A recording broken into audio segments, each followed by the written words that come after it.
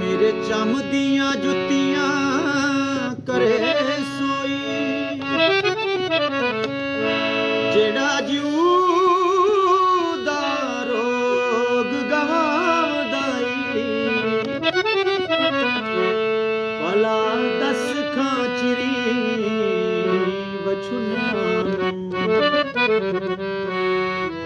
ਕਦੋਂ ਰੱਬ ਸੱਚਾ ਕਰੀ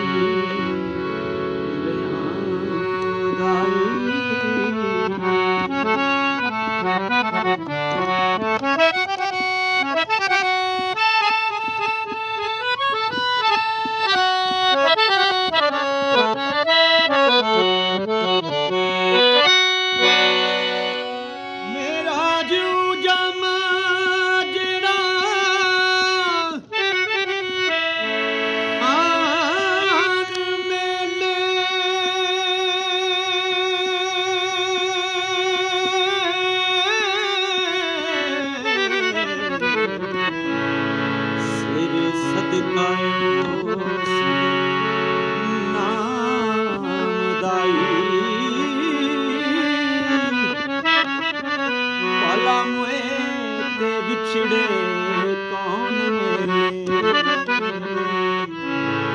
ਐਵੇਂ ਜੀਵੜਾ ਲੋਕ ਬੁਲਾਂਦਾਈ। ਇਤਬਾਜ਼ ਤੋਂ ਕਾਗ ਨੇ ਕੂੰਜ ਖੁੱਤੀ,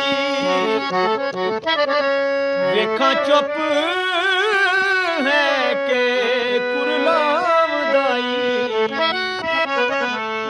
ਦੁੱਖਾਂ ਵਾਲਿਆਂ ਨੂੰ ਗੱਲਾਂ ਸਿੱਖਦੀਆਂ ਕਿਸੇ ਦੀ ਜਾਨ ਸੁਣਾਉਂਦਾਈ।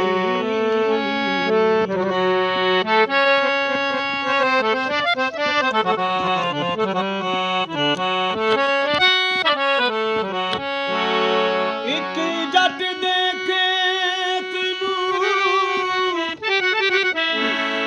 ਅੱਗ ਲੱਗੀ,